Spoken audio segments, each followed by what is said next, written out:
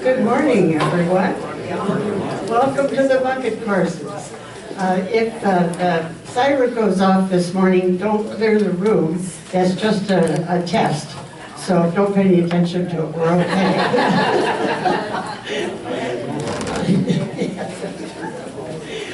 I'm Joanne Bungie, and my job is to remind you to silence your cell phones and to turn on your tea coil.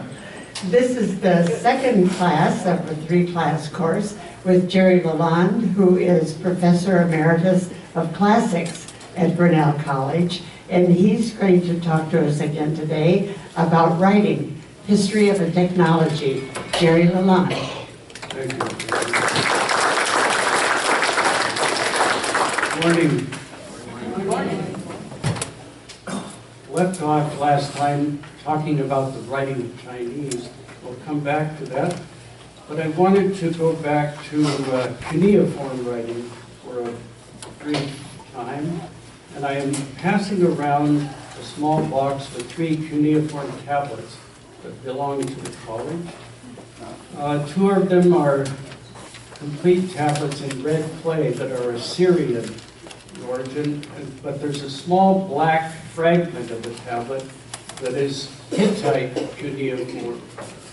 And there's a little bit of very interesting local history about that small black tablet. And can we turn off the front?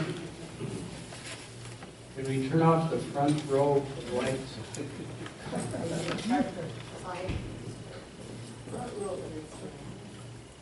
Thank you.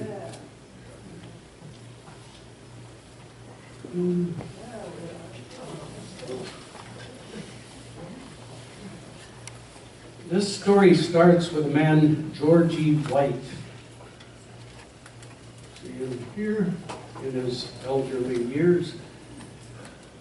He was born in Marash, Turkey, where his father was a teacher and minister at a Congregationalist mission in South Central Turkey. But he grew up in Chester Township, where his father was the pastor of Chester Church. He enrolled in Grinnell College, and he graduated in 1882. That was the year of the tornado, which destroyed the 2 college buildings and much of the town. George White spent that summer helping to raise money to rebuild the college, Alumni Hall. Then he went on to earn a master's degree in theology. He was a pastor and taught Latin in Waverly, Iowa for 2 or 3 years. But then he followed his father's example again, and he went out to the Central Highlands of Turkey to another missionary school. Here is an old photo of the town, and the white buildings in the background are those of Anatolia College. Grinnell College is, ever since the time of George White, has had a close connection with Anatolia College. We still have a scholarship for Anatolia students. George White went there in 1890, and he became successively the treasurer, the dean, and then the president for many years of Anatolia. And he was an avid antiquary. He established an archaeological society at the school, and he and his students used to go about. This part of the world was a virtual palimpsest of history, going clear back to the ancient Armenians, through Persians, Greeks, Romans, Turks. And they had a collection of over 7,000 artifacts in their small museum there. And these, George White and his students were not simply dilettantes. They recorded their excavations very carefully with plans and descriptions. They recorded their finds, cataloged them, and they often sent transcripts of inscriptions to experts at the British Museum in London. In 1890, it was 1889, George White led an expedition to the ancient Hittite capital of Hattusha, great fortress citadel situated about here. Merseyflon is here. It was about a 90-mile trip by horseback, and they excavated at Hattusha and discovered among many of the artifacts that small black tablet. Sorry?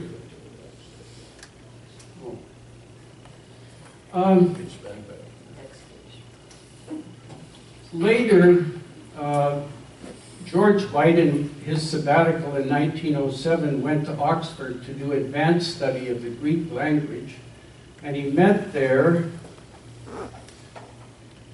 We'll take a look at the Lion Gate, one of the remains of the fortress at Hattusha. When George White went to Oxford on his sabbatical in 1907, he met the famous Assyriologist Archibald Sayce, who befriended him. He gave to Sayce transcripts of 2 cuneiform tablets, among them that small black one, which you will look at. Sayce published these tablets in one of the journals of Oriental Studies. At that time, the Hittite language in cuneiform was not yet deciphered, so it was simply a transcription published. But in 1915, a Hungarian linguist, Benedict deciphered Hittite cuneiform, and the language was found to be a rather exotic branch of the Indo-European languages. It was then seen that this tablet that Sayce had published was a very important fragment about the position of a prince in some of the religious rituals of the court at Hattusha.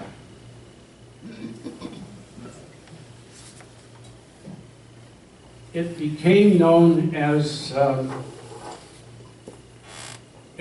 Sayce's missing or lost Hittite tablet. And it was a small but important part of the corpus of Hittite inscriptions.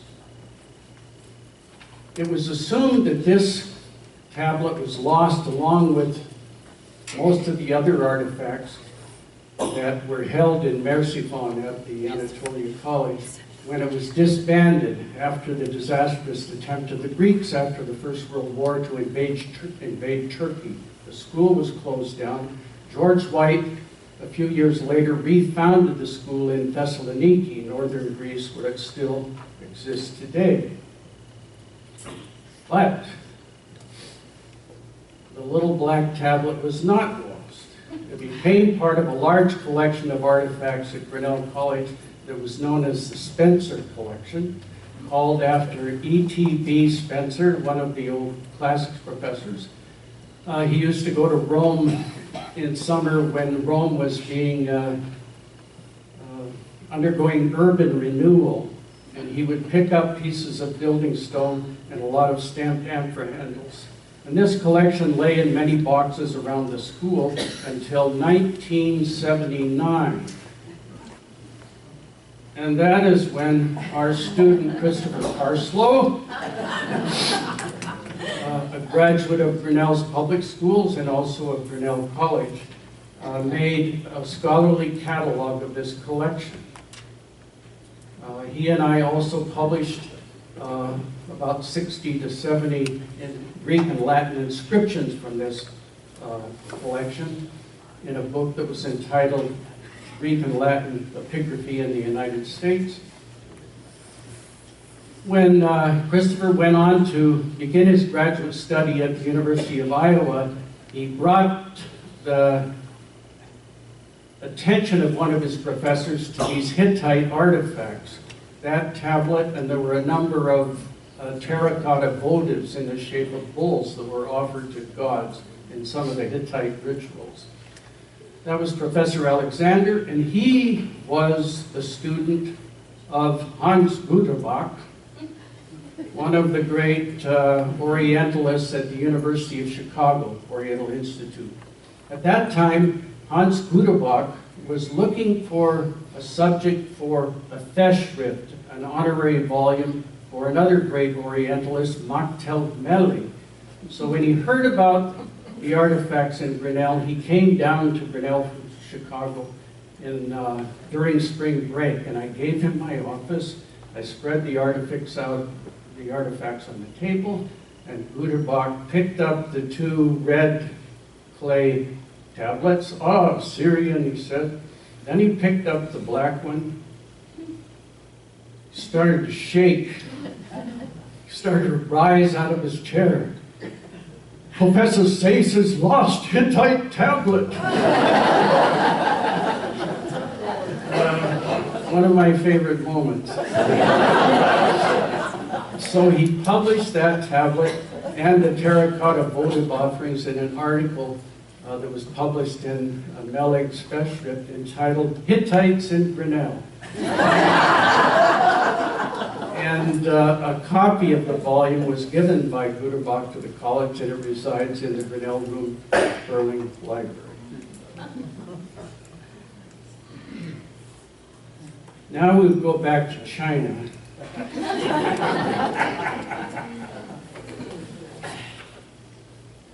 I mentioned that there is pre-writing in China, pictograms that go clear back into the Neolithic period, but the first real writing as we defined it begins in the 13th century with these oracle inscriptions that are etched onto turtle shells or bones.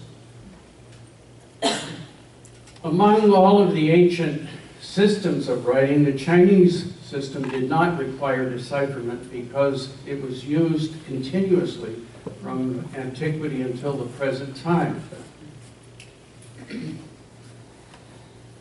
It is also a system of writing that cannot make very great use of phonetic writing. And this, I explained before, was because of the many languages that the political and commercial system of the Chinese had to cover. So the writing had to be largely logograms or ideograms. We usually call them characters.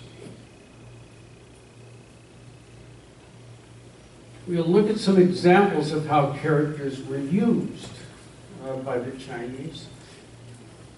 The phonetic renderings are in the language that is called Mandarin, which is the official language of China and is now known by approximately 2/3 of the Chinese people. First of all, they are concrete pictographs or ideograms. We can call them pictographs. Even the Chinese believe that this represents a person. Presumably it was once a pictograph of 2 legs and a torso. Likewise, sun was originally a circle with a dot in the center, the same sign that was used by the Sumerians. Not that that was simply coincidental. It's a natural way of indicating the sun. And then the circle became a square and the dot became the line in the middle. So we have these words, ren, tree. And you can see that tree is the vestiges of a trunk with horizontal and sloping branches. So these are simple concrete pictographs.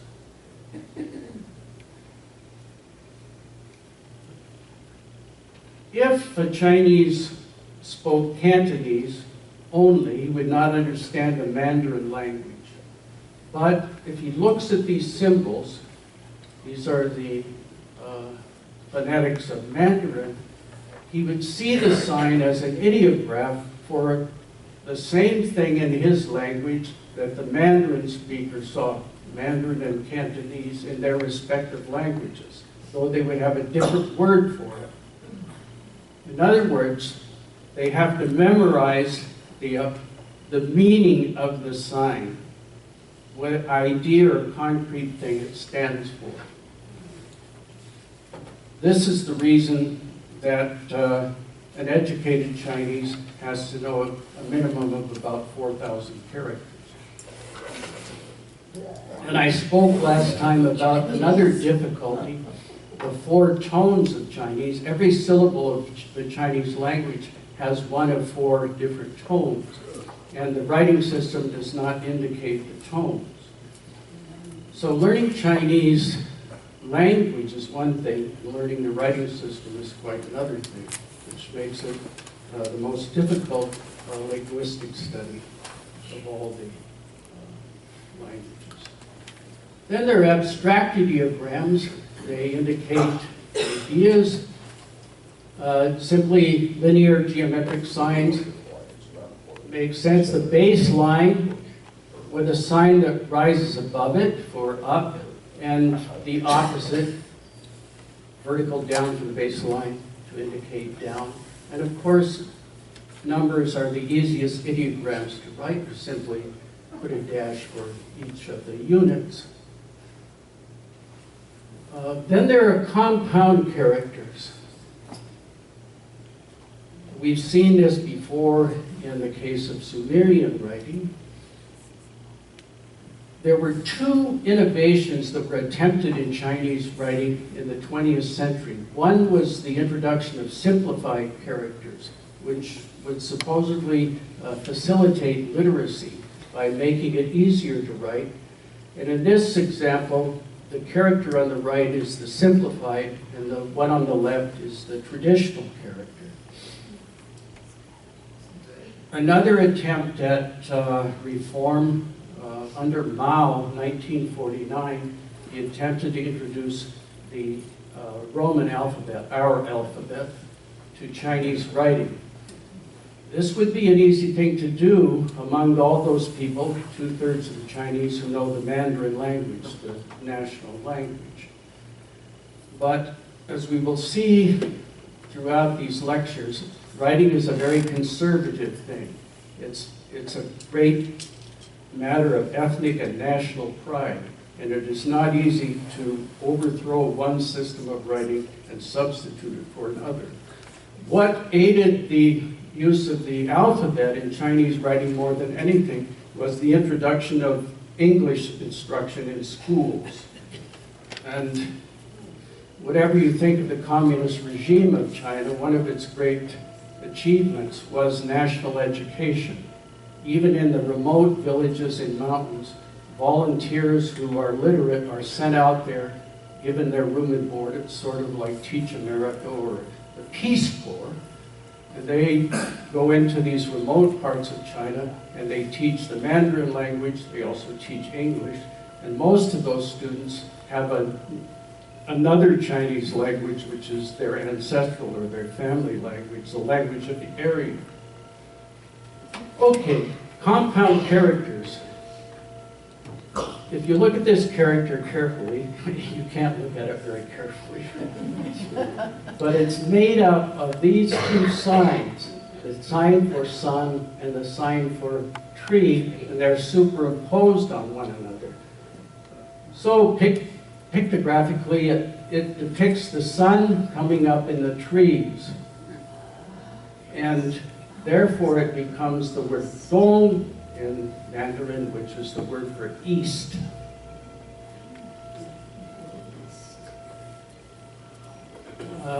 It's a little more complicated with phonetic complexes. This is a sign, you again see the sign for sun, and then you see a character that means blue or green in color, and they are set side by side as a single character. I should say that another feature of Chinese writing that resists any change to alphabet is the traditional art of calligraphy. It's considered a high art among the Chinese. That slide I showed you at the very beginning is a good example of it. There are very strict rules about how you make the letters in calligraphy. You start with certain strokes. And Chinese writing is constructed on a grid. And even when you compound characters, as the case here, it has to fit in with the square of that grid. So there's a very strong aesthetic element to Chinese writing that resists change. All right, so we have a combination of the character for sun and for blue or green, but there is the word for blue and green has the top tone. Bing, bing. And we distinguish the word for clear weather from that single meaning of blue or green by changing the tone. So the only difference between a Chinese in Mandarin saying blue, green, and fair weather, since you wouldn't be looking at the signs, is that single difference of tone. Say it. Wow. What would you say the word for clear and weather?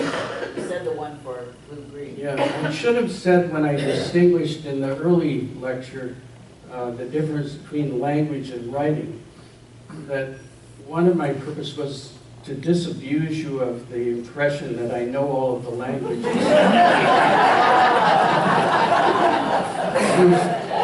It is possible to know how writing systems work without being fluent in it. But I'll give it a shot. So if you wanted to say clear weather, you would use the tone which rises, that is, we, we. And if you're talking about blue-green, it would be we, we, we. Finally, one other way that characters function is called transference. That is the transfer of meaning. And this is the character for net, the traditional character, and the simplified character. The traditional character is a combination of the word for string and also the word for net, which is guang. But there are other Chinese words that would be phoneticized as W-A-N-G with different tones. And therefore, when you use the tone that goes down and up, guang, it's quite clear that you're distinguishing this word net from other, would otherwise be homophones except for the difference of tone. But that isn't, the point here is that the basic word for net in Chinese and the way it's written can be used for any kind of net, badminton net, even computer network. So this shows you how the Chinese get with this ideographic system around the difficulties of non-phonetic writing by transferred meaning, allusion, compounds.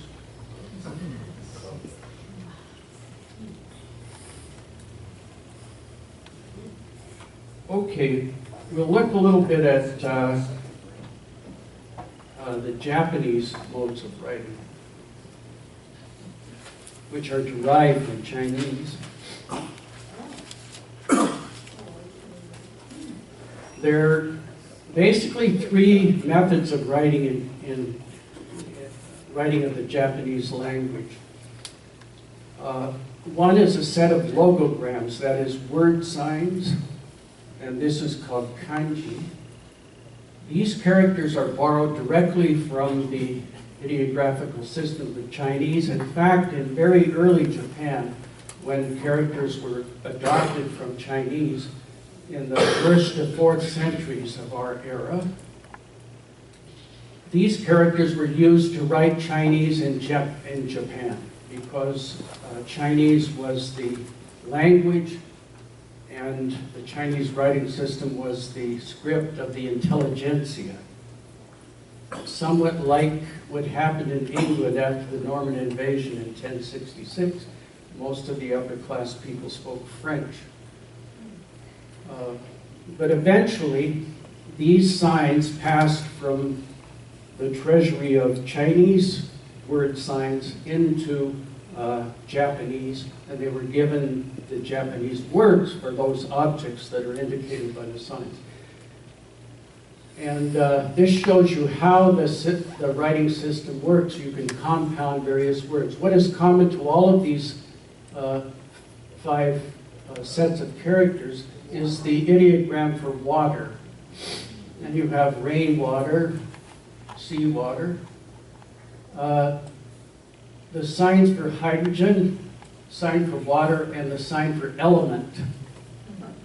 Then it can get quite complicated. Here is the writing of the word hydrophobia, which is a sign for illness, sign for water, sign for fear, which translates quite literally the diseases of hydrophobia, which was a name given to rabies by the ancient Greeks because one of the prominent symptoms of that disease is the aversion to taking liquids. Don't ask me to explain. So that is kanji, a set of logographic characters, and there are a great number of them used in Japanese writing.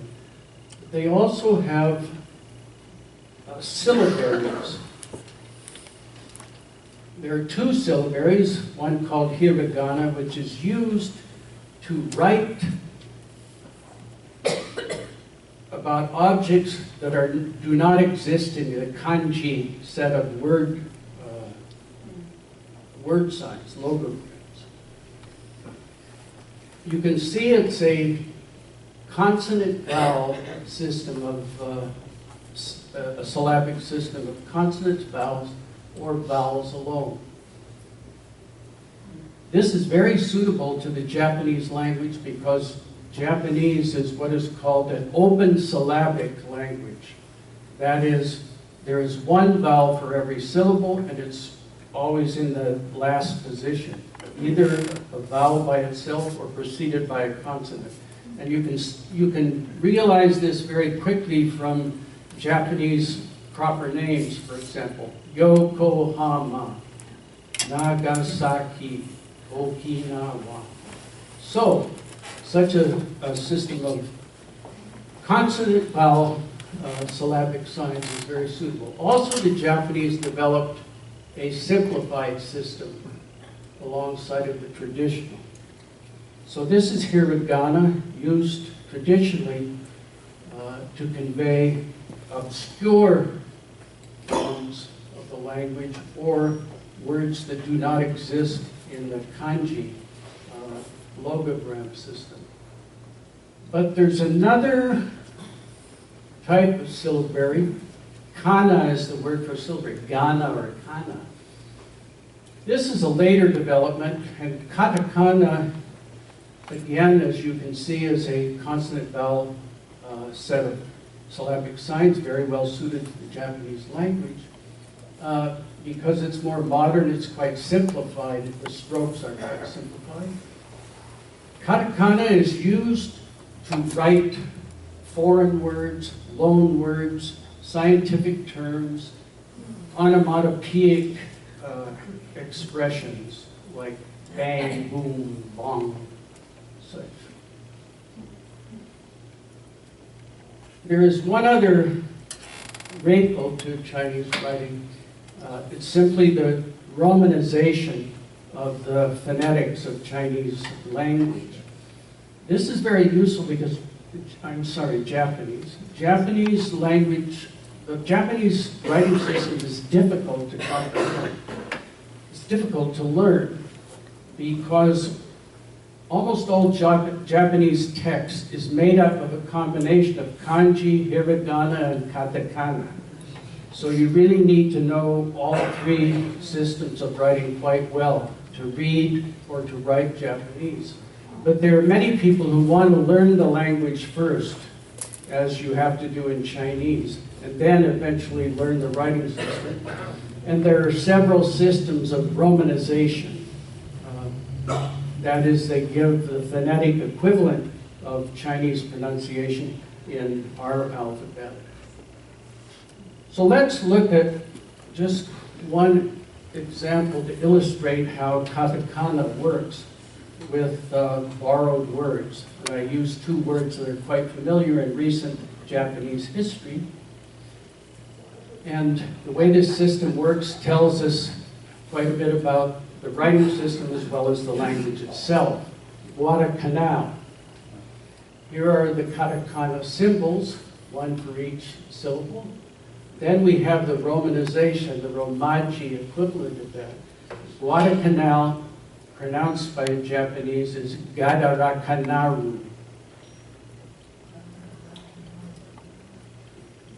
The Japanese could have written, they ignored the W sound that comes in our spelling with U. It could have been,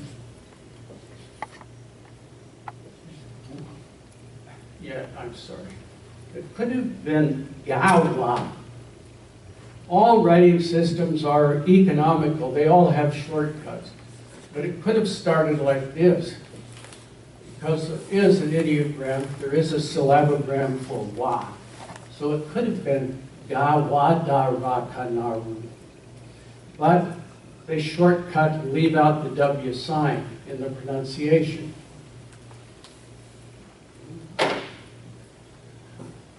Then, being an open syllable language, Japanese does not allow double consonants.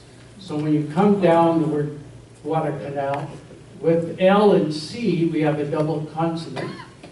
L to linguists is a liquid, as is this R sound. The L sound and the R sound, they sound close to one another, and they are made with the phonetic anatomy in rather close. In the Japanese syllabary, there is no syllabic sign that begins with L. So the Japanese, in any foreign word that is transferred with the R sound, they will use the L sound unless they're very well educated and have studied hard. It's hard for them to distinguish between the liquids, the R and the L sound, and the average Japanese will inevitably pronounce an L in another foreign word as an R. This is the subject of a lot of bad ethnic jokes.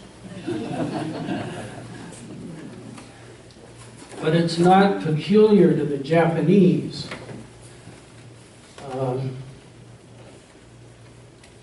The Greek word for brother, adelphos, which you know from the name Philadelphia, city of brotherly love. An educated Greek or in a newspaper will always spell it this way. I've romanized it.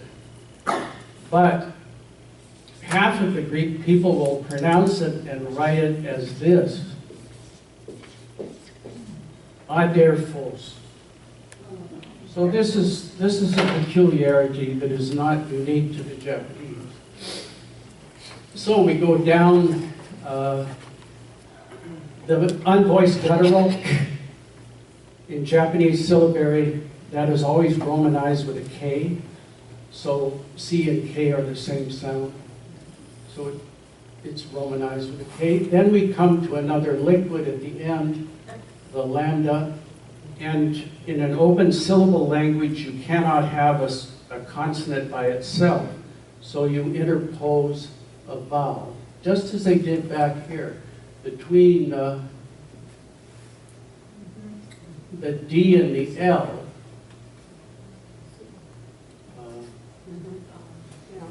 Gadarakanaru. Let's look at another example. Baseball is a favorite Japanese game that was adopted from the Americans a long time ago. And in the word baseball, the E is phonetically silent. And so the S and B sound become effectively a double consonant. Therefore, a vowel is interposed. The U vowel in language is the slightest, so it's the least intrusive, and they often use that. Otherwise, as in Gadarakanaru, they interpolate a vowel from nearby. They'll hop the vowel from the preceding syllable or the following syllable to put it between the two consonant signs or sounds. So we get bezoboru. Double L is the same. Yeah, it's the liquid problem, and the double L makes no difference because it's phonetically the same as a single L. So we cannot end it with the R sound, and we therefore put the U vowel at the end.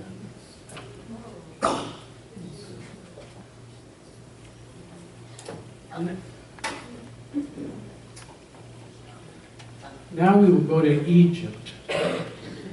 This is going back in time. The Chinese system of writing really began around the 13th century. But Egypt is one of the earliest places we find writing. And it's an interesting question whether they got it from the Sumerians, who began to write as we had defined it, around 3100 BC. But even in the pre-dynastic, the pre-kingdom period of Greece, or Egypt, around 3000 BC, we have writing. There was a lot of trade that went on in the so-called Fertile Crescent. That is Tigris and Euphrates Valley and the Nile Valley. So the Egyptians would have been well aware of writing, but their system has nothing in common in the way the signs are made with Sumerian writing. So this is probably a case of the motivation to start writing, but the institution of an original system. Of course, not all of the system can be unique because there are common elements in writing that there are not a great variety of ways that you can write sounds. The earliest writing in Egypt is called hieroglyphic. In Greek, it was hieroglyphica grammata, that is sacred carved letters. And it's a rough translation of the Egyptian expression for this type of writing, which means divine words, God-given words. The Greek term for it is well taken because this is a very monumental type of writing. You usually find it on building stone or on plaster, limestone. And the hieroglyphs are literally carved into the surface, and then they are elaborately painted with different colors. This is obviously a system that cannot exist by itself, cannot exist alone for very long. But it was so sanctified by its religious character that hieroglyphic lasts until the 4th century after Christ. So 3,400 years, this type of writing is maintained, but other types are developed alongside of it, which I will mention. But let's see how hieroglyphics work. This is a small table of just a few of the hieroglyphic signs. As you can see, they're consonant signs. Even where you have this A sign, it's not a vowel in the Egyptian system. It's a consonant.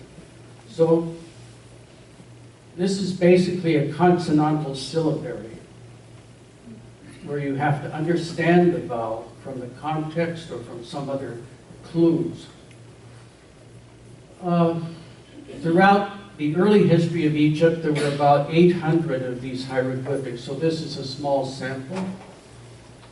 And by the time that Egypt became part of the Roman Empire, there were about 5,000 hieroglyphic signs.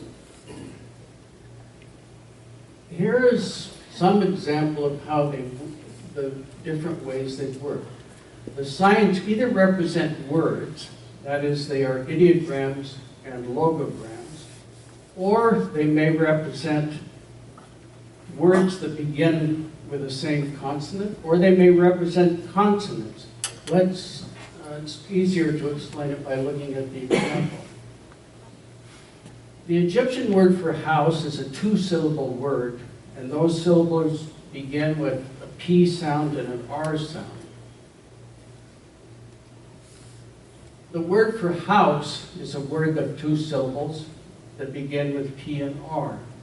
So this is a romanization of an ideogram for house. But there are other Egyptian words that have 2 syllables that begin with a P and the R sound. So how do you determine? One way is to put a vertical mark beside the hieroglyph, and this means this is the word sign. This is not a phonetic sign, it's the word sign for house. That becomes more complicated with compound words. And here is a good example. The word for rise or shine is a 3-syllable word, each of which syllable begins with the consonants W, B, and N. The W is the initial sound of the word for quail. So quail becomes the hieroglyphic sign for the W sound. Leg is a word that begins with a B sound, so that becomes the sign for the initial consonant B. And water is a word that begins with an N sound. So we combine those three, but there are any number of other words that may have these 3 consonants at the beginning of their syllables. So the way the Egyptians helped to understand, usually you could understand from the context, but the way they indicate that these 3 signs mean rise or shine is by adding what is called a determinative, and that is the hieroglyphic for sun. Here you see a complex. You can compound great numbers of these hieroglyphics. You've probably inferred by now that the Egyptian language and the Egyptian system of writing is not one that could be highly abstract or metaphysical. I'll talk about this more when we come to the Greek alphabet. There's a certain amount of intellectual determinism in the shape, the lot that you get in your language and your writing system. It's not a racial thing, as some people have thought.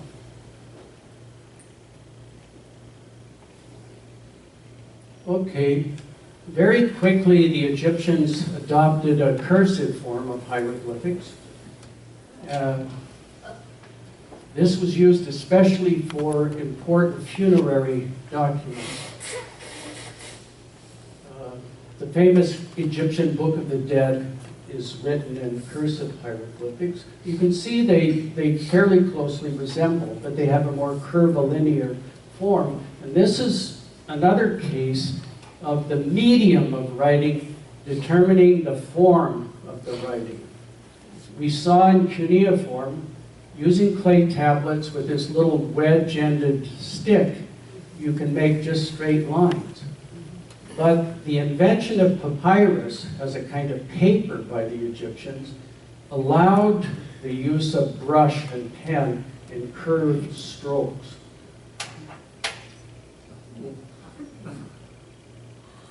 Here's a not very clear scrap of papyrus with another type of writing.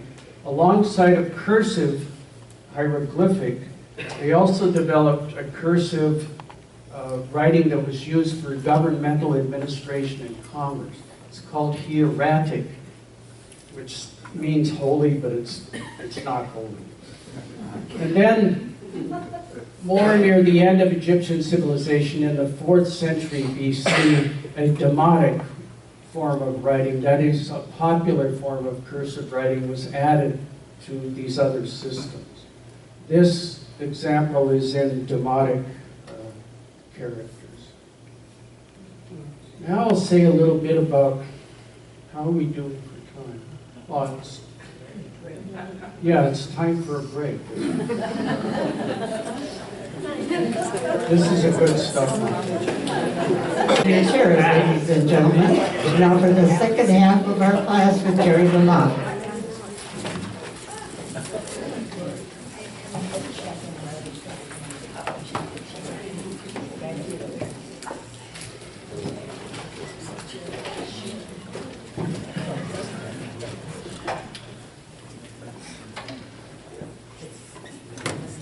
Okay, a bit about them.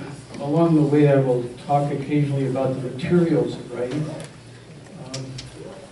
Papyrus is a plant that grows in a warm climate in swampy places, and that very well describes the Nile Delta.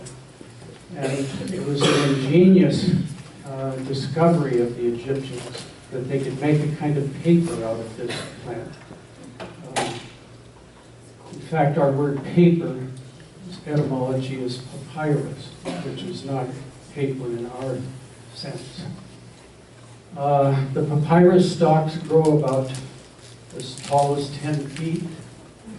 And they take the stem, and the inner pith of the stem can be sliced into very thin strips, which are then laid at right angles to one another. And the natural sap of the papyrus plant is a natural glue. So it glues the strips together. And then the arranged strips are put under a press until the glue dries. But the glue also forms a smooth surface on top of the fibers. So it has the effect of modern writing paper, which is, is glossed on the top, so the ink does not run. It cuts off the capillary action, and the ink does not run in the fibers. So this was an astonishing invention. And papyrus was used all over the Eastern Mediterranean in antiquity, though the farther it got from Egypt, it could be quite expensive. We have Greek documents that a piece of papyrus, just a normal section of papyrus in Athens, would cost half a day's wage. Though Greek books still used papyrus. And a papyrus book would look like this. Because of this quality of the glue, you can create an indeterminate length of a sheet of papyrus, and I will pass a piece of it around. And you'll see that it's quite flexible, both the fibers and the hardened glue. And so it can be rolled up, and this is the equivalent of a book to an ancient Egyptian or Greek or Roman. Simply a long roll of papyrus on two spindles. Instead of turning pages, you unroll one and roll the other up.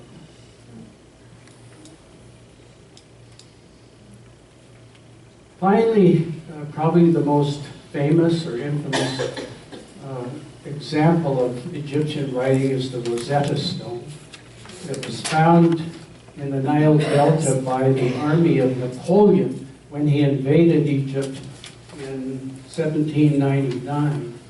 It was found near this village of Rashid, and the old name for Rashid is Rosetta, which gave the stone its name. Why is it in the British Museum? Not in the Louvre. Napoleon sacked a large part of the world to fill up the Louvre. But the British defeated the French at Alexandria 4 years after Napoleon's invasion. So you have to go to the British museums to see the Rosetta Stone. The Rosetta Stone is virtually a byword for the way of solving a problem, especially a decipherment, because it has a decree of the priests of Memphis celebrating the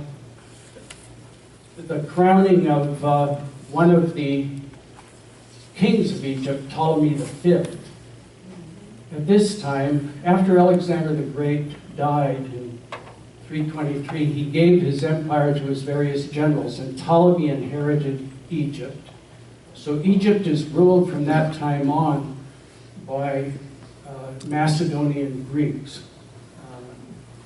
His general was the first of them. The last was Cleopatra, who was defeated with her boyfriend Antony at the naval battle of Actium, and they both committed suicide, and Egypt became a Roman imperial province. So this decree dates from 196 BC. It also celebrates the deification of Ptolemy V.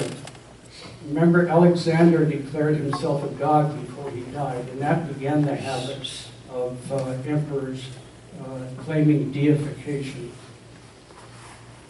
It has the same decree in 3 different registers. At the top, hieroglyphics, in the middle, Demotic Egyptian, and then on the bottom, Greek.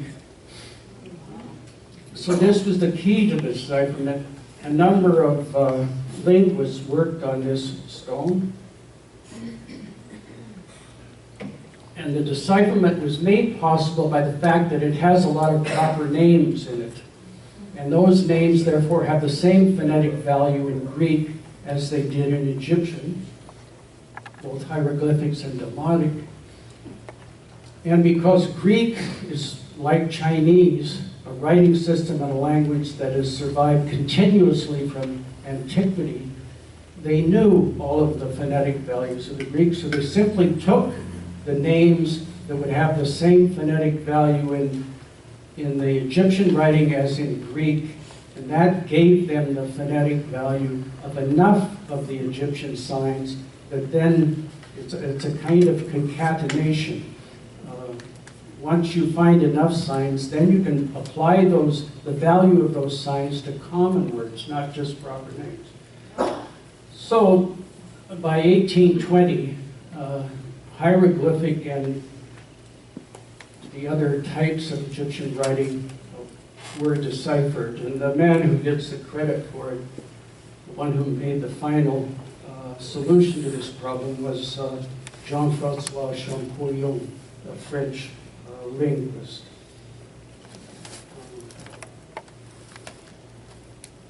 Just a little epilogue about writing in Egypt. As I said before, hieroglyphic and Egyptian writing continued clear down to the late 4th century after Christ. It was then that the Byzantine Emperor Theodosius I outlawed paganism in the Byzantine Empire. And with that, all of the Greek and Egyptian cults, pagan cults, came to an end.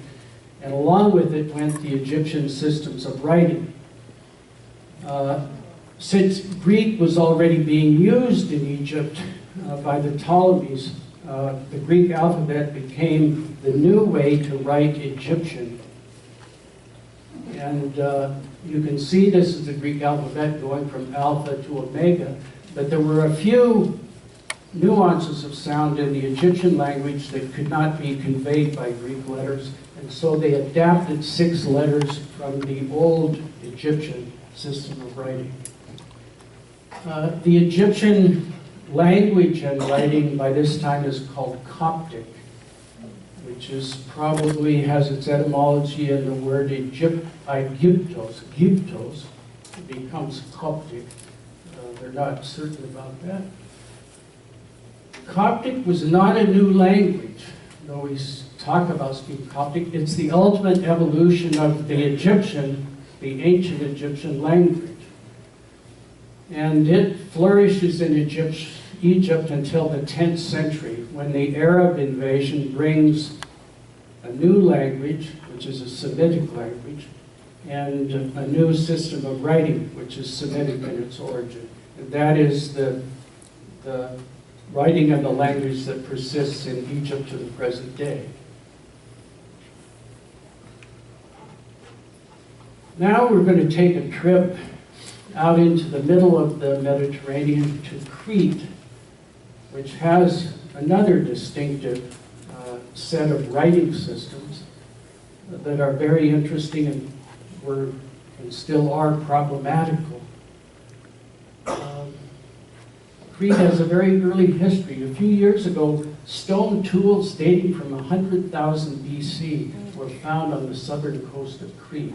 It's hard to imagine how people could, from Libya, it's 300 kilometers across open water, and even the closest of the Greek islands coming down from Rhodes is about 60 or 70 kilometers. That was a very small settlement in Paleolithic times, but in Neolithic, peoples got to Crete in pretty good numbers. But Crete also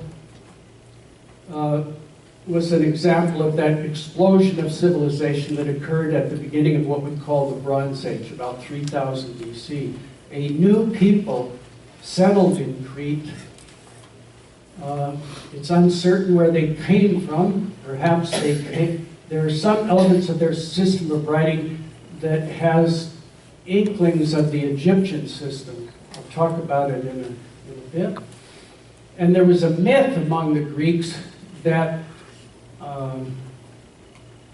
Crete was settled by people from Phoenicia, that is the Semitic area of Palestine. By that myth, the god Zeus kidnapped a Phoenician princess, Europa, and carried her on his back across the sea. And of course, Zeus's amours were always productive. And the product of that affair was Minos, the legendary founder of the civilization of Crete. Minos was probably a title rather than a name, actually. Well, this is a map of the island of Crete, and we'll start with its most famous palace at Knossos. These people came about 3,000 to the island, and they slowly developed a very lucrative trade with Egypt and the Near East, especially of olive oil and wine, which grow very well in Crete and in mainland Greece, but cannot be grown on the alluvial and irrigated soil of the Nile. But the Egyptians had a great taste for olive oil and wine, and the Minoans, these regal people of Crete, got a lot of valuable things, especially gold, which is found in great numbers in their archaeology, or great amounts. But most of the gold in antiquity comes from the Upper Nile. Crete was part of the Ottoman Empire until 1900, when it was liberated by the Greeks. And right away, this man, Arthur Evans, who was the keeper of the Ashmolean Museum at Oxford, went and excavated at the site of Knossos. This site was known because the name Knossos, even though it's a pre-Greek word, it's a Minoan word, that name survived down into late antiquity. And also the hillock where Knossos was situated yielded a lot of surface artifacts. So it was known to be a potentially very productive site. Evans came there in 1900, and he excavated the great palace called the Palace of Minos, and he got carried away with reconstructing something that is not proper to do by archaeological rules these days. Actually, the reconstructions are very accurate. We have a great number of wall paintings and faience plaques that show Minoan architecture. The problem is not that they are not accurate, it's that the average visitor to the site doesn't know when Minos ends and Evans begins.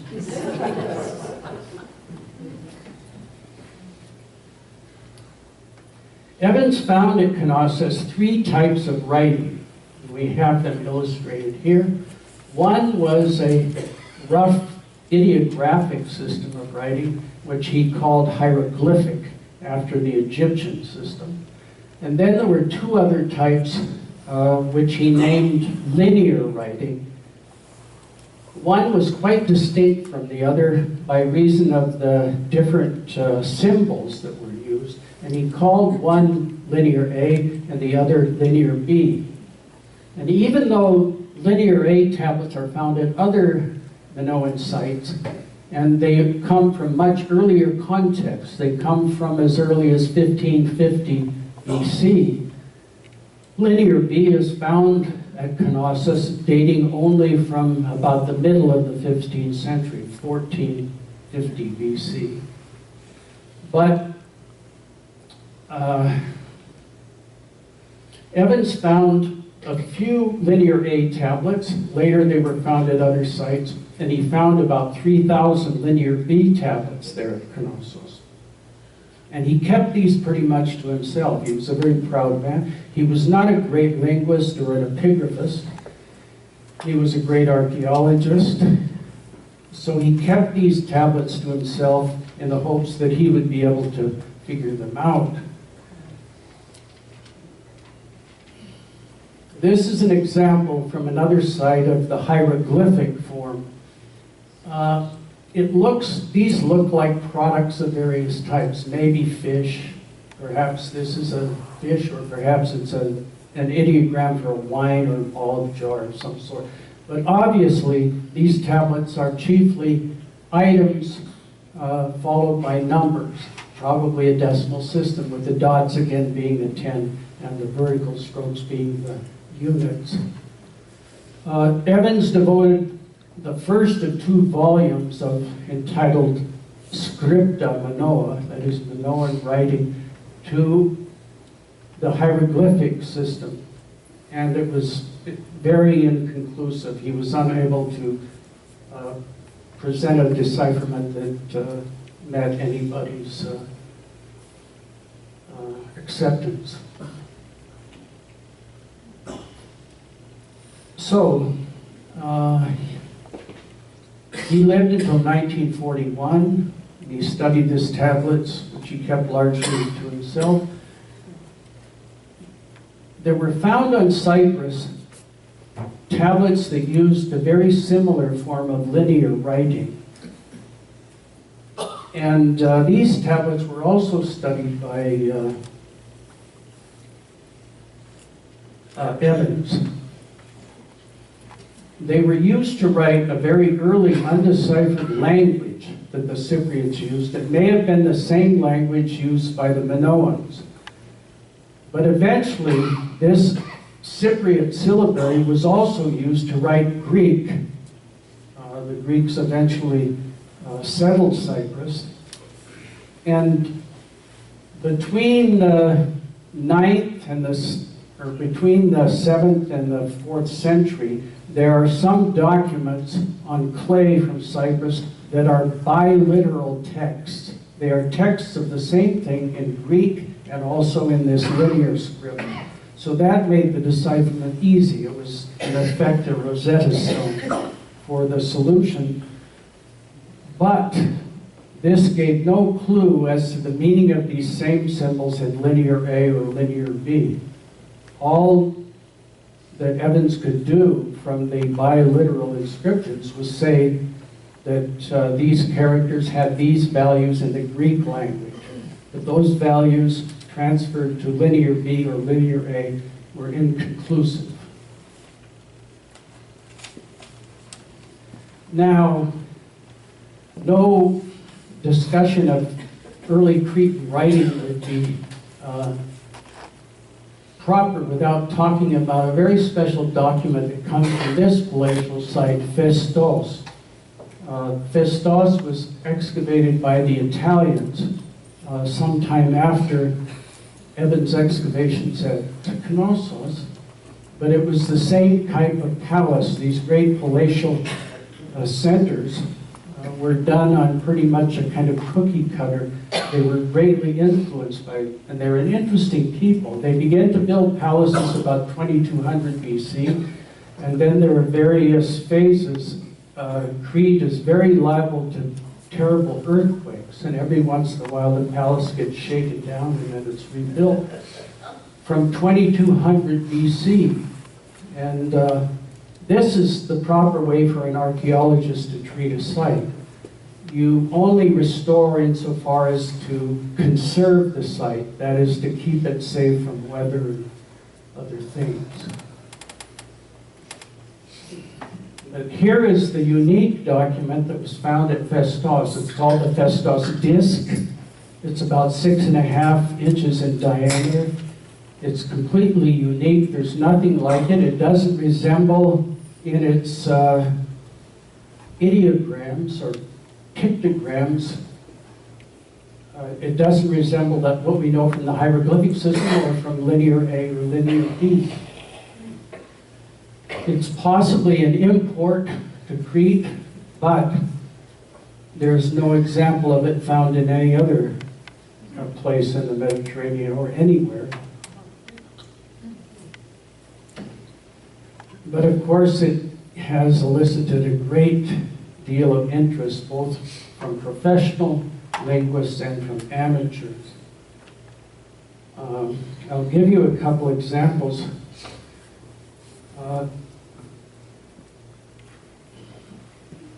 This is a bit of translation of the decipherment of the man, a linguist, F. Gordon.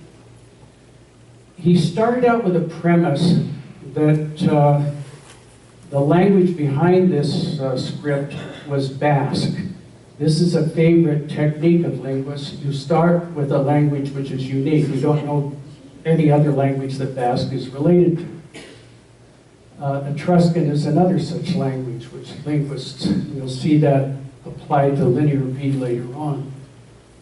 But he looked at all of the pictograms on the Festos disc and decided what they represented, even though many of them are, they look like something, but you can't be sure, though many of them are pictographic. Then he went to the Basque dictionary and found all of the words for those objects that he thought the ideograms represented. And then he used those signs either as logograms, that is for words, or for syllables of words.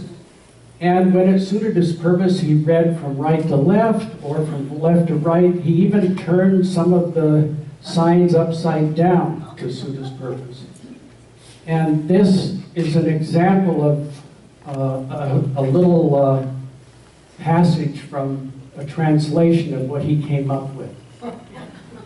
You don't have to look at this very long, and you don't have to know his suspect methods of decipherment. When you read this, you realize he has really gone astray. Especially the dog emptying with foot the water pitcher. This decipherment and virtually all of the attempts to decipher the Festos disc by linguists are examples of the research school of thought that says, I've worked on this so long and so hard, it has to be true.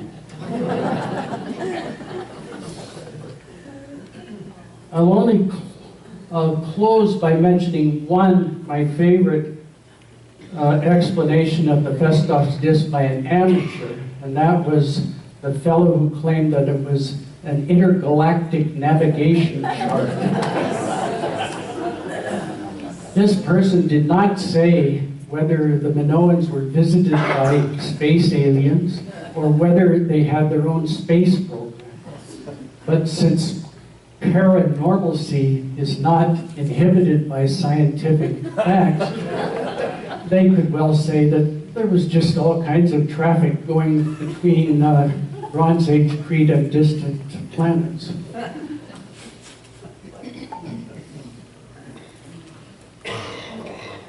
So now we can go back to Linear A and Linear B, and these tablets that were found in Crete, they lay around for decades until the late 1930s, and a great discovery was made on the mainland of Greece by an American, a great American, Carl Blegen. He excavated at Troy in his youth and straightened out many of the problems that were created by Schliemann's excavation there. He was a very sharp fellow. He was a great topographer. Many people had gone to the west coast of the mainland of Greece, here, where the name Pylos survived up to classical Greek times. Well, everybody had read the Iliad, and you know that Pylos is the legendary home of that old man in the Iliad, Nestor. He's sort of the Gabby Hayes of the Iliad. He's always He's always telling the younger heroes how he could whip 10 times the number of enemies in his day than you young whippersnappers, though he often gave very good advice. He was said to come from sandy Pylos, as the Greek epithet has it. And since the name Pylos survived in this part of the Peloponnese, a lot of archaeologists tried to find it. Schliemann tried to find this place. But Carl Blegen was a great topographer, and he reasoned that it ought to be near a very good port. And just on the sea from what he discovered is the Bay of Navarino, which is locked by an island with a small passage. It's the ideal harbor. He also reasoned that the site, the palace site, should be sufficiently far from the sea that it would have some security and with a view to the sea. And he went a few miles inland and began to dig in an olive grove at a place called Ano Englenos. And there he found the very model of a Mycenaean palace, a megaron, it's called by Homer. It was a much more complete ground plan than the palace that Schliemann had excavated in the 1870s at Mycenae and at Tiryns. It has the great central hall, and the very first trench that Blegen cut through was across these two rooms, which were the archive of this palace. You can see the two rooms here. This was the storage room for the tablets. He found 1,000 linear B tablets on the floor. They had been on wooden shelves, probably in baskets. They were short-term inventories, and they were destroyed and burned. They're not destroyed, they were burned in the wreckage of this palace. I'll say a little bit more about the catastrophe that ended Mycenaean civilization. But this is an early example of it. Pylos did not have great fortification walls like Mycenae or Athens, and so it was destroyed at the very beginning of this unrest around 1200 BC.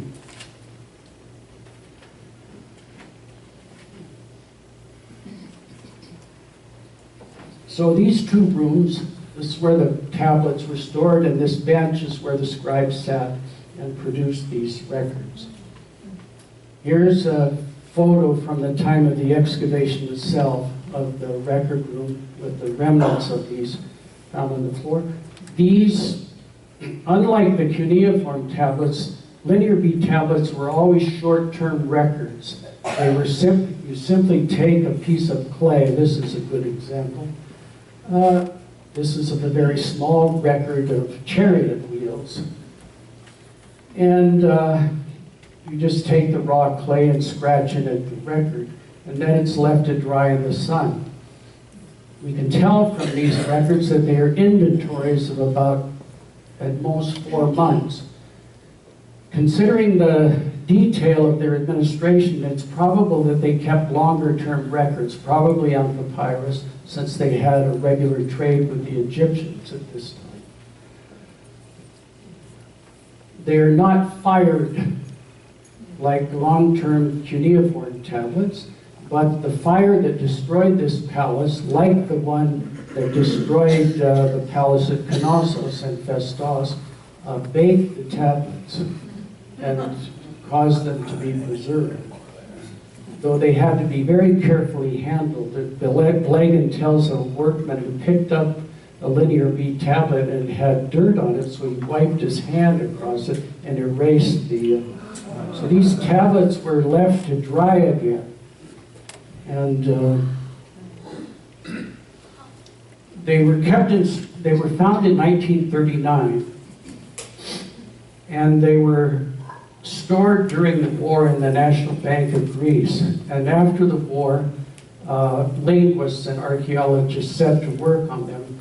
And the first one who gets a lot of credit is the American Emmett Bennett, who was a student of Blegen. Bennett, the one of the problems with Evans' attempt at decipherment, he was very inaccurate in just transcribing the tablets. They had to be transcribed by hand. And therefore, the people who worked with his transcriptions were working with errors in many cases. But Bennett made a meticulous drawing of every single one of the Pylos tablets, and they were published in 1951. He also made a very scholarly category of all of the signs of the Linear B tablets.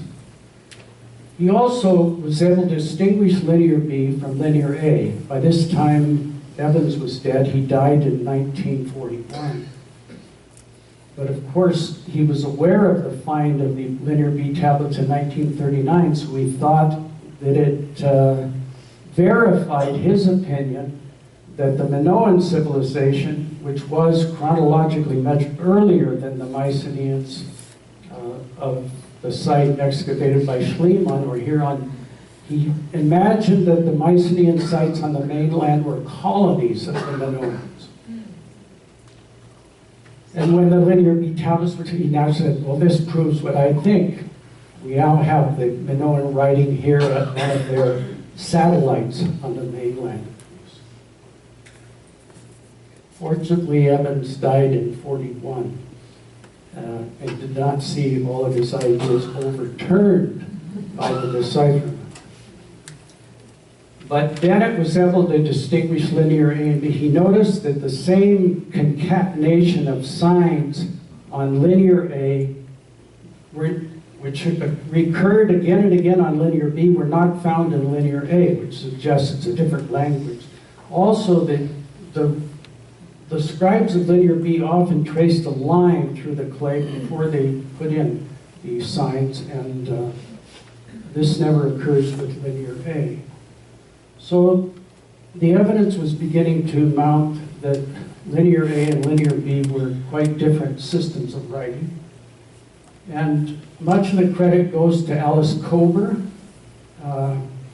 She died in 1950 before the decipherment, but she had access to, after Evans died, she had access to Linear B tablets from Crete. And she made an important discovery that at the end of various series of these syllabic characters, she saw triple variations. These are called today Kober's triplets. It's very common in an inflected language that the end of the word is changed, that is inflected, to indicate gender, masculine, feminine, neuter. There's a triplet. Present, past, future. Moods, octative, subjunctive, indicative. Person, first person, second person, third person.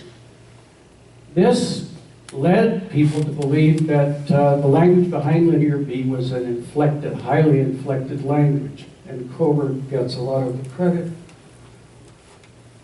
But the final key to this decipherment was made by an amateur. Michael Ventris was a British architect. He was obsessed with, as a hobby, with undeciphered systems of writing. He went to one of Evans's lectures when he was 6 years old. He studied hieroglyphics as a kid. When he was 18 years of age, on the basis of the Cretan Linear B tablets, he published an article in the American Journal of Archaeology with the hypothesis that the language behind them was Etruscan. As soon as Bennett published the Linear B tablets in Pylos and Ventris got his hands on them, he was a genius with a photographic memory, and he created a grid system, such as I've showed you with the consonant systems, of the recurrence of vowel signs and the recurrence of consonant vowel signs. And he looked at the probability of the occurrence of certain signs together. And then he would test them against certain languages. And in 1952, he was trying again the hypothesis of Etruscan. And when he applied the values of Etruscan to the signs in linear B, he suddenly discovered that the two words that made any sense were words that the Etruscans had borrowed from Greek. And that was the beginning. After that, it was announced on the BBC that linear B was written Greek. This turned everything that Evans had thought on his head. That is, the Mycenaeans were not satellites of the Minoan civilization. They were an Indo-European people who came into the Balkan Peninsula about 1800 BC. And they were very warlike and elite. They conquered the masses of pre-Greek people on the mainland of Greece, and they formed these great fortified citadels where they lived in great splendor with lots of gold, such as Schliemann found at Mycenae. And they probably enslaved much of the indigenous population.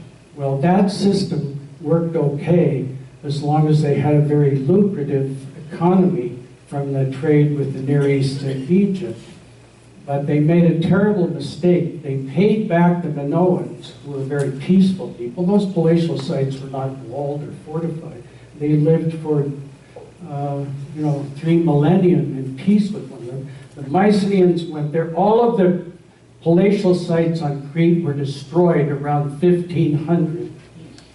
And it was certainly the Mycenaeans who did that. They saved Knossos for a century, which they used as a stopping off port on the way to Egypt and the Near East. But there is a tradition among the Greeks that the Minoans had a thalassocracy, that is a military naval. And we know from the history of the Mediterranean that piracy is only put down when you have a big navy. The Romans under Pompey swept the pirates from Gibraltar to the Near East. The Venetian Navy did the same thing, and the British Navy.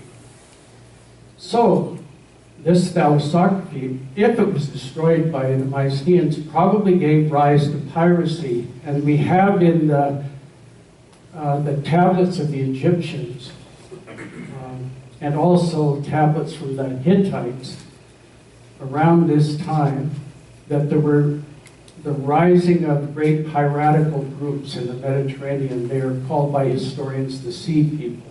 So perhaps in the long run, the Mycenaeans destroyed themselves, because this piracy clearly interdicted the trade that the Mycenaeans had with Egypt.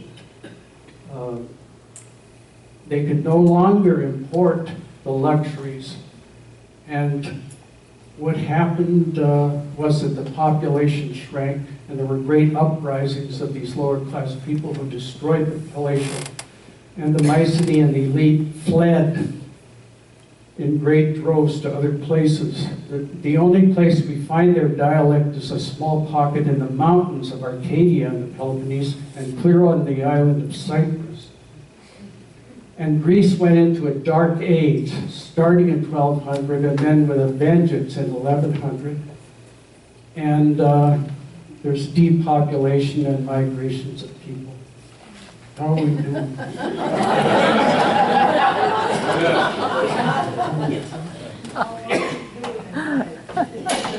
Well, this is a good place.